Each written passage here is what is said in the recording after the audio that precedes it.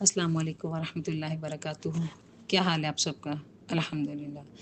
جنہوں نے سبق سنایا ہے الحمدللہ، اتنا اچھا سبق سنایا ہے کہ دل خوش ہو گیا ہے۔ بہت ہی اچھی آپ کی یہ کوشش ہے، اللہ آپ کو اس کا دنیا آخرت میں اجر دے، آمین۔ آج ہم حدیث نمبر 7 کریں گے۔ تھوڑی سی لمبی ہے مگر ہم اس کو ساتھ ساتھ ہی کرتے رہیں گے، اس کا تزکیہ، اس کے عمل کی بات، کہ جہاں تک ہمیں آسانی سے بات سمجھ آ سکے، ایک دن میں ہو یا 2 دن میں، انشاءاللہ ہم کرتے ہیں اس کو۔ سب سے پہلے ہم دعا مانگ لیتے ہیں۔ بسم اللہ الرحمن الرحیم، رب اشرح لی صدری ویسر لی امری واحلل عقدۃ من لسانی یفقہوا قولی، رب زدنی علما، اللہم فقہنا فی الدین، اللہم صلی علی محمد وعلی آل محمد۔ حدثنا ابو الیمان الحکم بن نافع قال اخبرنی شعیب عن الزہری قال اخبرنی عبید اللہ بن عبد اللہ بن عتبہ بن مسعود ان عبد اللہ بن عباس اخبرہ ان عباس سفیان الحرب اخبرہ ان حرقل۔ ہم کو ابو الیمان حکم بن نافع نے یہ حدیث بیان کی، انہیں اس کی حدیث شعیب نے خبر دی، اور انہوں نے زہری سے یہ حدیث سنی، انہیں عبداللہ بن عتبہ بن مسعود نے خبر دی کہ عبید اللہ بن عباس سے ابو سفیان بن حرب نے یہ واقعہ بیان کیا کہ ہرقل نے کیا کیا ہے۔ یہ ہم پڑھتے ہیں، پہلے اس پوری سند کی بات کر لیں کہ کتنے خوبصورت طریقے تک ہم تک یہ حدیث پہنچی ہے کہ جب ہمارے نبی کریم صلی اللہ علیہ وسلم پر وحی شروع ہو گئی تو ارد گرد کے لوگوں کا کیا کردار تھا، باقی دور تک باتیں کہاں پہنچی۔ تو یہ حدیث بیان کرنے کے لیے ایک پوری سند ہے جو ہم تک بات پہنچا رہی ہے۔ وہ کیا بات پہنچاتی ہے کہ ان حرقل ارسل، کہ ہرقل نے بلا بھیجا، الیہ رکب من قریش، طرف اس قافلے کے قریش کے، وکانوا تجارتا بالشام، جو تھے آئے ہوئے تجارت کے لیے شام میں، فی المدتی، اسی مدت میں، التی، وہ جو کہ کانا تھے رسول اللہ صلی اللہ علیہ وسلم، یعنی جس دور میں نبی پر وحی تھی اسی دور میں کیا ہو رہا تھا کہ ہرقل جو تھا وہ آیا ہوا تھا شام تجارت کے لیے، اور تجارت میں اسے کافی نفع ہوا تھا۔ کیسا کسریٰ کے خزانے جو تھے وہ مطلب کامیابی تک پہنچے تھے، ان تک کیسے کہ ان کی آپس میں جنگ ہوئی تھی نا، تو اس کو فتح ہوئی تھی، اور یہ اپنے شکرانے کے طور پہ کہاں آیا ہوا تھا، بے الیائی، آپ کی حدیث میں یہاں لکھا ہوگا، آپ اسے ہائی لائٹ کر لیں، اس کا مطلب بیت المقدس، شکرانے کے طور پر آیا تھا۔ اس وقت یہ لوگ تجارت کے لیے ملک شام گئے ہوئے تھے، اور یہ وہ زمانہ تھا جب رسول اللہ صلی اللہ علیہ وسلم نے قریش اور ابو سفیان سے ایک وقتی عہد کیا ہوا تھا۔ وقتی عہد کون سا کیا تھا؟ صلح حدیبیہ۔ یہاں صلح حدیبیہ کی طرف اشارہ ہے، جو کہ ہم نے اپنی تفہیم القرآن کلاس میں اچھی طرح پڑھا تھا کہ آپ نے کب کی تھی، جب آپ خواب آیا تھا اور آپ اپنے صحابہ کے ہمراہ بیت اللہ گئے تھے اور انہوں نے آپ کو عمرہ کرنے نہیں دیا تھا، اور پھر آپ ان کی ساری باتوں کو مانتے ہوئے صلح حدیبیہ کر کے آگے تھے کہ 10 سال تک جنگ نہیں ہوگی، ورنہ ہر سال جنگ ہو رہی تھی، اور اس سے یہ ہوا تھا کہ 10 سال جنگ نہیں ہوئی۔ انہوں نے خوب 10 سال تجارت کی، اور ہمارے نبی نے خوب اللہ سے تجارت کی، یعنی خوب تو پیغام جو اللہ کا تھا دوسروں تک پہنچا دیا۔ اب یہ اسی ہی حالت میں تھے جب ابو سفیان اور دوسرے لوگ ہرقل کے پاس لیا پہنچے، جہاں ہر قلعہ کے دربار کے لوگ موجود تھے، اس کے ارد گرد بڑے بڑے لوگ موجود تھے۔ وکانوا تجارۃ بالشام فی المدۃ التی کان رسول اللہ صلی اللہ علیہ وسلم مد فیہا ابا سفیان وکفارۃ القریش فاتوہم وہم بالیاء فدعاہم فی مجلسہ، تو اس نے بلایا ان کو اپنی مجلس میں، بڑے بڑے لوگوں کو بلایا کہ، اور وہاں ارد گرد جتنے بھی تھے وہ تھے روم کے رئیس۔ ثم دعوہم ودعا ترجمان یعنی اس کو بولنی نہیں آتی تھی عربی ہرقل کو، اور ابو سفیان کو جو رومی زبان تھی وہ نہیں آتی تھی، تو ایک ترجمان آ گیا اور پھر اس نے آواز لگائی، فقال ایکم اقرب نسب، تم میں سے کون ہے زیادہ قریب ترین نسب کے، بہذا الرجل، اس آدمی کے، الذی، وہ جو کہ یزعم، دعویٰ کرتا ہے، انہ النبی، کہ وہ نبی ہے صلی اللہ علیہ وسلم۔ تو ایک صدا ہوئی اور اس پر پھر کس نے کہا، فقال ابو سفیان نے کہا، وقلت انا اقربہم نسبا، میں ہوں زیادہ قریب اس سے نسبت میں۔ یہ چوتھی جو تھی ان کی پشت اس میں تھے۔ اب ان کو جو ہے نسب میں ان کے قریب تر اس لیے بھی کہا گیا، اس وقت تو بھی یہ ایمان نہیں لائے تھے، مگر قریب اس قافلے کے یہی تھے ہمارے نبی کے صلی اللہ علیہ وسلم۔ تو پھر جب وہ پاس آئے تو اس نے کیا کہا، ہرقل نے، اسے میرے پاس کر دو، فقال ابو سفیان فقلت انا اقرب نسبا فقال ادنو منی وقربو اصحابہ، اس نے کہا ادنو ہوں قریب کر دو اس کو، اور قریب کر دو اس کے جو ساتھی ہیں اس کو بھی میرے قریب، فجعلوہ عند ظہرہ، تو اس نے کر دیا ان کو ان کے پیٹھ کے پیچھے، یعنی خود وہ جو تھا وہ بیٹھا تھا اور سامنے ابو سفیان کھڑے تھے اور پیچھے اس کے ساتھی۔ ہم ادھر پریکٹیکل کر لیتے ہیں، جیسے آپ پلیز کھڑے ہو جائیں۔ اب آپ دیکھیں، آپ یہاں کھڑے ہیں، سامنے ہرکل بیٹھا ہوا ہے اور اس کے پیچھے جو ہیں وہ ان کے ساتھی ہیں، اور پھر وہ آگے سے کیا کہنے لگا کہ اب آپ جو بھی میں آپ کو سوال کروں گا آپ اس کا جواب دینا، اور پیچھے جو ابو سفیان کے ساتھی آئے ہوئے تھے انہیں کہنے لگا اگر یہ جھوٹ بولے تو تم اس کو جھٹلا دینا، یعنی اس نے کوئی موقع نہیں دیا کہ ابو سفیان جو ہے وہ کوئی جھوٹ بول سکے، یعنی ساری باتیں سچ ہی جاننے۔ یہ دیکھیں کہ ایک بادشاہ کی کوالٹیز ہوتی ہے نا سچ جاننے میں، ماننے میں، جیسے ہمارے قرآن میں ہے کہ بات کی تہہ تک جاؤ، بات کا ثبوت لے لو، تو وہ بھی ایسے ہی ایک کام کر رہا ہے۔ تو اب دیکھو کہ اس نے کیا کیا، ان کے ساتھیوں کو بھی بلایا، اس کی پیٹھ کے پیچھے کھڑا کر دیا، فجعلوہم عند ظہرہ ثم قال لترجمانہ، پھر اس نے کہا ترجمان کو، قل لہم انی سائل ھذا عن ھذا الرجل، کہ میں پوچھنے لگا ہوں ان سے کچھ سوال اس شخص کے بارے میں، فإن کذبنی فکذبوہ، تو اگر وہ جھٹلا دے تو تم بھی اس کو جھٹلا دینا، یعنی اگر وہ مجھ سے جھوٹ بولے، جھوٹی بات کوئی بات کرے تو پیچھے جو اس کے ساتھی ہیں اسے جھٹلا دیں۔ فواللہ، تو قسم اللہ کی، لولا، کہ اگر، الحیا، نہ ہوتی مجھے حیا، شرم، من این یأثروا علیہ کاذبا الکذب، تو کہ وہ ترجیح دیتے مجھ پر جھوٹ کو تو میں جھوٹ بول دیتا انہو اس سے، ثم پھر کانا تھے، اولا جو پہلے جو تھا سب سے پہلا، ما سألنی مجھ سے سوال کیا گیا، انہو ان قال کیف نسب، تو کیسا تھا اس کا نسب، یہ سوال کیا گیا، کیونکہ نسب کو، حسب و نسب کو پہلے زمانے میں بہت اہمیت دی جاتی تھی، اور یہ ایک دور جاہلیت کی ایک بات تھی، مگر اسلام آیا تو اس نے بتایا ہمیں کہ یہ حسب نسب اور یہ کنبوں کے نام یہ صرف پہچان کے لیے ہیں، مگر آپ دیکھتے ہیں کہ اتنی زیادہ مطلب دین مکمل ہونے کے باوجود، اتنی ترقی اسلام میں آنے کے باوجود ابھی بھی حسب نسب ہی کو زیادہ اہمیت دی جاتی ہے۔ یہ نہیں دیکھا جاتا کہ ایک انسان اسلام میں ہے اور اس میں عمل کتنا کر رہا ہے۔ جیسے ہم چھوٹی سی ایگزامپل ایک رشتے سے لے لیتے ہیں کہ ہم اتنے پڑھے لکھے لوگ ہیں، ہمیں پتہ ہے کہ نسب صرف پہچان کے لیے ہے، یہی تو دین اسلام رد کرنے آیا تھا حسب نسب کو ہی، پھر بھی ہم یہی اینڈ پہ بات کر رہے ہوتے ہیں نہیں اپنی ذات کا ہو جائے، اپنی کاسٹ کا ہو جائے تو زیادہ ہی بہتر ہے۔ حدیث ہے ہمارے نبی کی جو ہم تک پہنچی ہے کہ عورت سے جو نکاح کیا جاتا ہے حسب نسب کی وجہ سے کیا جاتا ہے، اس کے حسن کی وجہ سے کیا جاتا ہے، اس کے مال کی وجہ سے کیا جاتا ہے اور ایمان کی وجہ سے، مگر میں تمہیں حکم دیتا ہوں کہ تم اس کے ایمان کو ترجیح دو۔ تو ہم ایمان کو تو کہیں جا کے دیکھتے ہیں، پہلے یہ تینوں چیزیں ہی زیادہ دیکھ رہے ہوتے ہیں، تو یہ تو بس ایسے ہی ہے کہ لوگ دیکھتے ہیں، یہ حکم نہیں دیا کہ اس کو ہی دیکھو اور اس کو دیکھ لو، لوگ اس کو دیکھتے ہیں، مگر اہمیت کس کو دینی چاہیے؟ ایمان کو۔ تو ایمان بہترین جو چیز کسی عورت میں دیکھی جاتی ہے وہ ایمان ہے، ایمان کے علاوہ کچھ بھی نہیں۔ اور ابھی بھی پھر انسان اتنی بڑے پیمانے پر اس نقصان کو اٹھائے ہوئے ہیں کہ اتنی پیاری با عمل با حیا بچیاں، بس ایک رشتہ خاندان کے نہ ہونے کی وجہ سے، یعنی خاندان ان کا کچھ اور ہے جسے ہم نیچا کہتے ہیں، جیسے آپ کچھ بات کہہ لو، میں ان کے کاسٹ کے نام اس طرح لینا نہیں چاہتی مگر آپ خود ہی سمجھ جائیں، کچھ تو بہت اپنے آپ کو جیسے سیدزادے ہو گئے، ارائیں ہو گئے اور یہ شیخ ہو گئے، یہ سب اپنے آپ کو کہتے ہیں کہ ہاں یہ والے ہیں بھی حسب نسب میں یہ صحیح ہے، باقی جو ہیں وہ شاید نیچے ہیں۔ نہیں، ایسا نہیں ہے، یہ دور جاہلیت کی ایک بات ہے۔ اب دیکھیں یہ بھی ہرکل ابھی ایمان تو نہیں آیا نا ابو سفیان نہ ارد گرد کے وہ جو لوگ ایمان لائے، ابھی بس ایمان کی یعنی نبی کی وہ باتیں ہی دوسروں تک پہنچی ہیں، تو یہ ابھی سب سے پہلی جو بات پوچھ رہے ہیں وہ پوچھ بھی کیا رہے ہیں؟ حسب نسب، حسب نسب کیسا ہے اس کا۔ اب حسب نسب ہی دیکھا جائے تو آپ دیکھیں حضرت نوح علیہ الصلوۃ والسلام وہ اہکالہ خاندان کے تھے، مگر جو ان کے بیٹے تھے وہ تو بگڑ گئے تھے، تو پھر چونکہ حضرت نوح حسب نسب میں بہت اچھے ہیں تو ان کے بیٹے بہت اچھے گئے ہیں، ایسا تو نہیں ہے۔ اور پھر ادھر سے آپ دیکھیں حضرت بلال حبشی تھے، غلام تھے، مگر اللہ تعالیٰ نے انہیں بہت عزت دی ہے۔ تو اللہ کے نزدیک سب سے اہم وہی ہے جو تقوی میں اہم ہے، کوئی گورا کالا ایک دوسرے پہ فوقیت نہیں رکھتا اور نہ ہی کوئی اجمی عربی رکھتا ہے۔ تو اس پوچھنے والے نے سب سے پہلا سوال جو پوچھا وہ یہی پوچھا کہ اس کا حسب نسب کیسا ہے، کس خاندان سے ہے وہ، تو انہوں نے بتایا۔ فقال هل هذا القول مني احد قط قبله، تو کہا اس نے کہ اس بات پر تم میں سے کوئی ایک اس بات کو لیتا ہے کوئی، یعنی اس کے حسب نسب میں؟ کالا نہیں، کالا ہاں، فہل کان من اباہی، تو کیا اس کے جو آباء و اجداد ہیں من ملک، بادشاہت کا دعویٰ کرتے ہیں، یعنی یہ جو خود کو کہہ رہا ہے کہ میں محمد رسول اللہ ہوں، یعنی ایک طور پہ ہمارے نبی جب ایمان کی دعوت دے رہے تھے تو آٹومیٹکلی نبی کو عزت حاصل ہو رہی تھی. ارد گرد کے لوگ ایماندار، صادق، اور آپ کو ہر بات وعدہ خلافی نہیں کرتے، عورتوں کو عزت دینے والے، غلاموں سے محبت سے پیش آنے والے.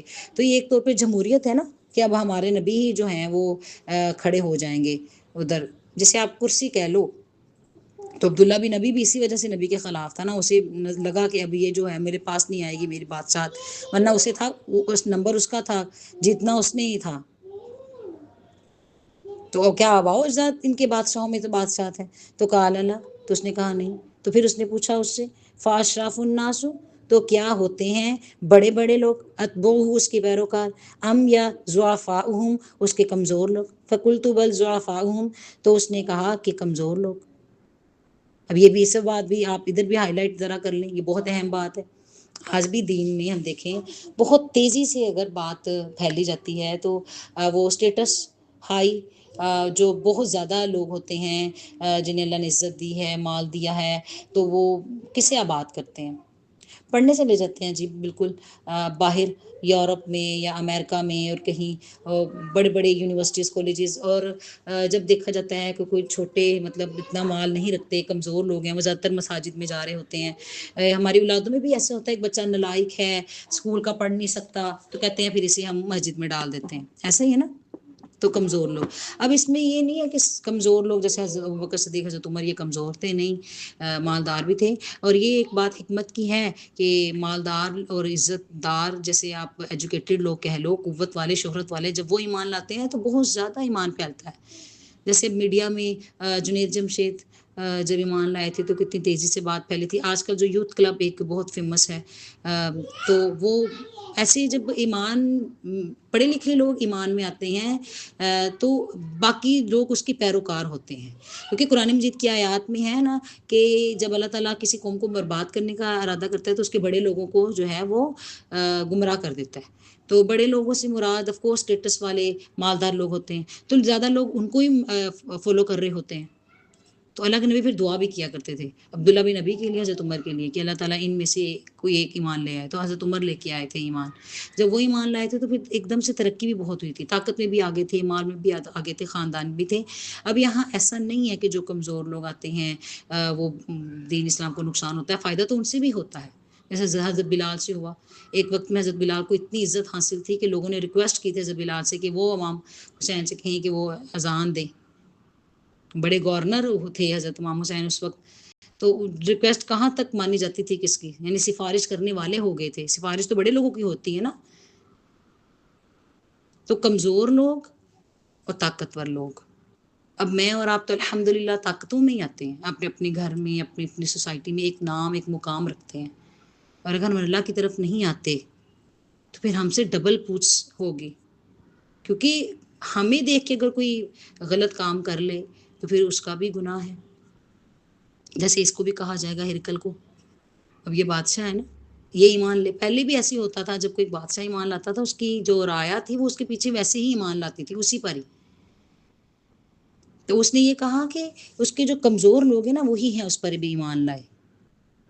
پھر اس نے ان سے پوچھا کہ کیا وہ بڑھ رہے ہیں یا کم ہو رہے ہیں. اب یہ بھی ایک بہت بڑی بات ہے، جتنے زیادہ کسی چیز جگہ پہ لوگ ہوتے ہیں اتنی ہی وہ چیز جو ہے زیادہ فائدے میں آتی ہے. یہاں دیکھیں ہماری کلاس ہے، یہاں سے تعداد بڑھ رہی ہے، باقی دیکھتے ہوئے لوگوں کو بھی ان کے دلوں کو مضبوط کرے گی. اگر یہاں کم ہے تو پھر وہ جو تعداد کی کمی ہے کہیں نہ کہیں ہمیں افیکٹ کر دیتی ہے. یہاں ہم یہاں پڑھ رہے ہیں تو کوئی اٹھ کے یہاں سے چلا جائے ایسے تو دیکھ کے دوسرا کہ شاید یہ ایسی ہی بات ہے وہ بھی چلا جائے. اور بہت دفعہ ایسا کرتے ہیں لوگ. آپ دیکھیں کسی اکیڈمی میں، کسی یونیورسٹیز میں یا کسی اسکول میں ایڈمیشن لیتے ہیں، ایک پورا آپ کو اس کا اچھا خاصا کام کرنا پڑتا ہے ایڈمیشن کے لیے، لائنوں پہ لگنا پڑتا ہے اور سب.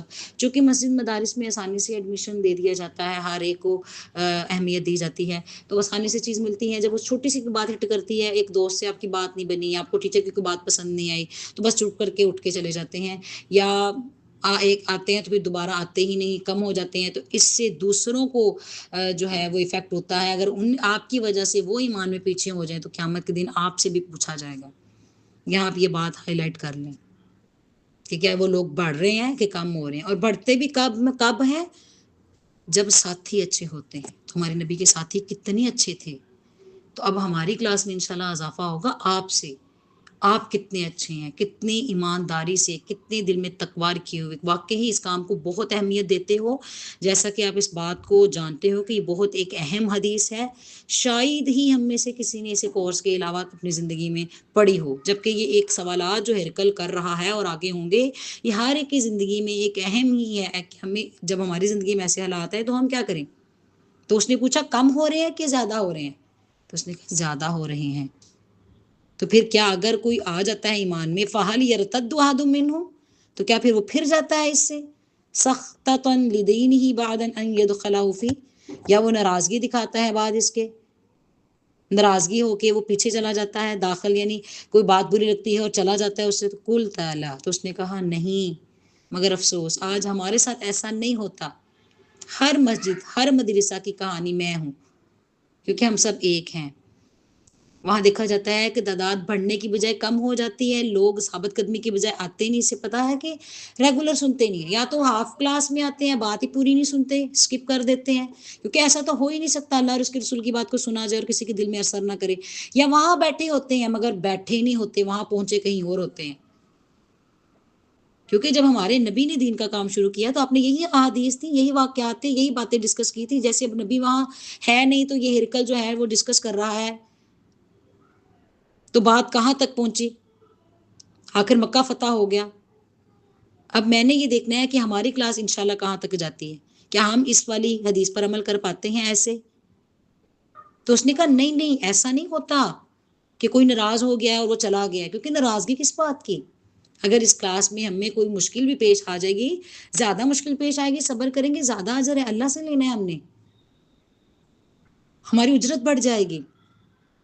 تو اس نے کہا قبل ان یقول ما قال قلت لا قال فهل يقدر قلت لا، تو اس نے پوچھا اسے کہ کیا وہ وعدہ خلافی کر لیتا ہے، تو اس نے کہا لا نہیں، ونحن منه في مدة لا ندري ما، وعدہ وہ پورا ہی کرتا ہے، اور ہم سے جو اس نے وعدہ کیا ہوا ہے، یعنی صلح حدیبیہ کی طرف وہ اشارہ کر کے کہہ رہا ہے ابو سفیان کہ میں نہیں جانتا کہ ہوا فاعل فیہا، وہ اس میں کیا کرے گا اب، یعنی عہد تو ہو گیا ہے، جنگ بندی تو ہو گئی ہے، 10 سال کا معاہدہ ہے کہ 10 سال تک جنگ نہیں ہوگی، یہ ہے اسلام، امن پسند۔ تو لوگ آج کل کہتے ہیں کہ جو اسلام ہے وہ دہشت گرد ہے اور یہی بتاتا سکھاتا ہے، ایسا نہیں ہے۔ آپ پڑھیں تو صحیح ہے ہماری ہسٹری ہے، اگر زندگی پوری دنیا جب سے بنی اگر جنگ بندی ہوئی تھی تو یہ صلح حدیبیہ پر ہوئی تھی، اور دیکھیں ہمارے نبی نے کیسی ثابت قدمی دکھائی تھی۔ اگر آپ سورۃ الفتح اور محمد آپ پڑھیں گے، آپ کو اتنی زیادہ سمجھ آئے گی یہ بات، جس طرح مجھے اور میرے ان خوبصورت اسٹوڈنٹ کو سمجھ آ رہی ہے۔ اگر نہ دی ہوتی مہلت مجھ کو کہ میں داخل کروں اس میں، ایک بات تو میں کر چکا ہوتا۔ یعنی ابو سفیان کہتے ہیں کہ مجھے مہلت ہی نہیں دی، پھر سوائے اس کے کہ غیر هذه الکلمات، جو بات اس کے سوا میں نے کہی ہے۔ کالا کہا فہل قتل تمہ، کیا تم سے اس کی ہوئی ہے کوئی جنگ؟ قلت نعم، تو کہا ہاں۔ قال فکیف کان، کہتے پھر کیسے ہوئی ہے؟ قتالکم فکیف، اگر جنگ ہوئی ہے تو کس طرح ہوئی ہے؟ کان قتالکم ایاہ، تو اس نے کہا ہاں ہوئی ہے جنگ، اس کے ساتھ ڈال دی جاتی ہے بات، الحرب، جنگ میں، بیننا و بینہ سجال، ایسے ہوتی ہے جنگ ہمارے درمیان اور اس کے درمیان ایک ڈول کی طرح، ینالو منا و ننالو منہ، ڈول کبھی ہمارے ہاتھ آ جاتا ہے کبھی ان کے ہاتھ، ڈول جیسے پانی والا ڈول ہوتا ہے نا کنویں میں، اور سب کتار در کتار کھڑے ہوتے ہیں پانی کے لیے، تو ڈول کبھی ایک کے ہاتھ آتا ہے کبھی دوسرے کے ہاتھ، اس طرح جنگ، یعنی کبھی جنگ احد ہوگی اور کبھی جنگ بدر۔ قال ماذا یأمرکم، تو اس نے کہا کیا حکم دیتا ہے پھر تم کو وہ؟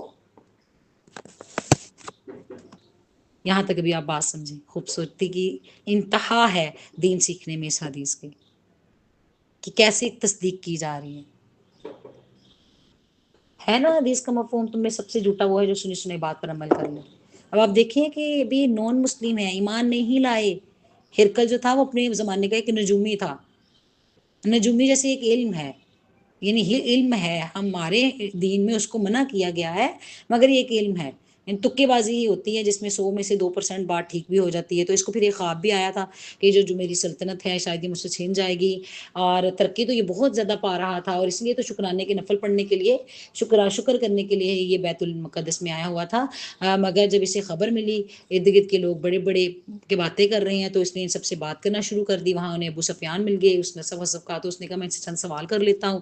یہ سوال کل ملا کے 11 تھے. اب اس میں ایک اور سوال آنے لگا، کہنے لگے وہ کیا کہتا کیا ہے، چاہتا کیا ہے، اصل بات اس کی ہے کیا. تو وہ کہتا ہے اعبدوا اللہ وحدہ لا شریک لہ وتشرکوا بہ شیئا واترکوہ ما یقول آباؤکم ویأمرکم بالصلاۃ والصدق والعفاف والصلاۃ فقال، وہ کہتا ہے ایک اللہ کی عبادت کرو، اس کے ساتھ شریک نہ ٹھہراؤ. جیسے میں اور آپ یہاں کے بیٹھتے ہیں، ہم صرف ایک اللہ کے بندے ہیں. ہمارے لیے اللہ کے برابر کچھ نہیں، نہ میں، نہ میری مصروفیات، نہ میری نیند، نہ میرے کام، نہ میری ذمہ داریاں. میرے لیے سب سے پہلے اللہ ہے. نہ میری اولاد، نہ میری جاب، نہ میرے گھر والے، نہ میرے سسرال، نہ خاندان. اللہ کے برابر میں کسی کو شرک نہیں کرتی، کسی کو شریک نہیں ٹھہراتی. مگر بڑے افسوس کے ساتھ یہ بات کہنی پڑتی ہے کہ لوگ کہہ دیتے ہیں کہ ہاں اپنے اپنے 3-4 خدا بنائے ہوئے ہیں، جیسے عیسائیوں نے بنائے ہوئے تھے 3-4 خدا. اللہ بھی خدا ہے، مریم بھی خدا ہے، عیسیٰ بھی خدا ہے، عزیر بھی خدا ہے. جیسے ہم لوگ کہتے ہیں ہاں اللہ تو ہے مگر میرا شوہر بھی خدا ہے، میری اولاد بھی خدا ہے، میرا گھر بھی خدا ہے. تو میں اس کو پہلے دیکھتی ہوں پھر اس کو بھی. اللہ ایک ہے. جہاں اللہ کی بات ہے وہاں سب ختم. جیسے میں نے اس کلاس میں الحمدللہ کوشش کی ہے، میرے سارے کام ویسے ہیں، باقی کلاسز بھی ویسی ہیں الحمدللہ، لیکچرز بھی ویسے ہیں، گھر کی ذمہ داریاں بھی بالکل ویسی ہی ہیں. تو اتنا بڑا ٹائم اس کلاس کے لیے کیسے نکلا ہے؟ صرف ایک بات پہ، وہ یہ کہ یہ کام سب کاموں سے اہم کام ہے، اور بہت زیادہ پیمانے پہ لوگ اس کام سے ہاتھ اٹھائے ہوئے ہیں. تو سب سے پہلے اگر کچھ اسکپ نہیں بھی کر سکتے تو اپنی نیند، اپنا آرام، جہاں ہم بیٹھتے ہیں سکون سے، اس کو لے آئیں. اس پہ تو کوئی نہیں ہمیں کہے گا نا کہ اب آپ یہ کر رہے ہو. تو ہم نے تو ویسے بھی چھوڑنی ہی نیند ہے. میں نے اپنی کلاس میں پوچھا بچوں سے تو آپ بتائیں گے کیا؟ سب یہی ہاتھ اٹھائیں گے، نیند نیند نیند نیند. ہم نے تو ایک امن چھوڑنا ہے، مطلب نیند. بڑے بڑے صحابہ نے تو بڑی قربانیاں دی، ہم نے تو نعمت ہی اللہ کے راستے میں لے کے آنی ہے. اور پھر اللہ تعالیٰ قبر میں ہمیں میٹھی نیند سلائیں گے انشاءاللہ. تو ایک اللہ کی عبادت کرو، شریک نہ ٹھہراؤ، اور چھوڑ دو سب. وہ حکم کیا دیتا ہے؟ چھوڑ دو سب کچھ اور اپنے آباؤ وَاتَّرَكُوا مَا يَقُولُ آبَاؤُكُمْ، آباؤ اجداد کی بات کو آگے اللہ کی بات پر نہ لے کے آؤ. یہ نہ کہو ہمارے خاندان میں ایسا ہوتا ہے، ہماری فیملی میں ہم یہ کر رہے ہوتے ہیں، ایسے کر رہے ہوتے ہیں. ہم بچوں کو بعض دفعہ کوئی بات پہ روک بھی دیتے ہیں نا. بچے کہہ رہے تھے یہ تو مجھے مما نے لے کے دیا ہے، یہ تو بابا کا ہے. مما ہو، بابا ہو، خاندان کے آباؤ اجداد کے بڑے تھے، بڑا بھی کوئی ہو، اللہ کا حکم اس کا حکم برابر نہیں ہو سکتا. دین وہ ہے جو اللہ نے اتارا ہے، ماں باپ نے نہیں.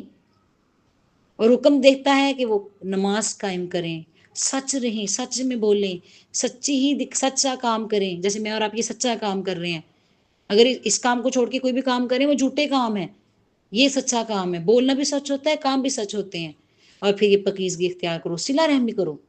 اور سب سے جو حضرت خدیجہ نے بھی اب حدیث ہم تک پہنچی تھی وہ یہی کہ آپ صلہ رحمی کرنے والے ہیں، اور یہی مومن کی علامت ہے. دیکھیں صلہ رحمی کرنا، جو تم سے کاٹے اسی سے جڑو، برا کرے اس سے اچھا کرو، کیونکہ اگر ہم اچھا کر رہے ہیں تو ہم نے اس کا اجر اللہ سے لینا ہے. صلہ رحمی ایک عبادت ہے، جیسے نماز، قرآن، روزہ، حج، صبر ایک عبادت ہے. اور ہم نے اجرت سامنے والے رشتہ دار سے نہیں لینی، وہ تو کبھی بھی نہیں دیں گے. ایسے تو پھر دنیا میں کوئی بھی صلہ رحمی نہیں کر سکتا. ہم میں سے ہر کوئی ایک دوسرے سے تنگ ہے، ہر کوئی ایک دوسرے کو نقصان دے رہا ہے. آزمائش میں ہی ہے، اللہ آزماتا ہے تم کو بات سے، یعنی رشتوں کو رشتوں سے آزماتا ہے. تو صلہ رحمی کا حکم دیتا ہے. یہاں تک ہم حدیث کریں گے آج انشاءاللہ. عمل کی بات ہمارے لیے اس میں پھر کیا ہے؟ ساتھ ساتھ جیسے ہم نے کہا، تو عمل کی بات جو ہم نے ساتھ ساتھ تذکیہ کیا ہے وہی انشاءاللہ ہم اپنے ذہن میں رکھیں گے. سبحانک اللہم و بحمدک، نشہد ان لا الہ الا انت، نستغفرک و نتوب الیک. باقی انشاءاللہ ہم کل کریں گے. السلام علیکم.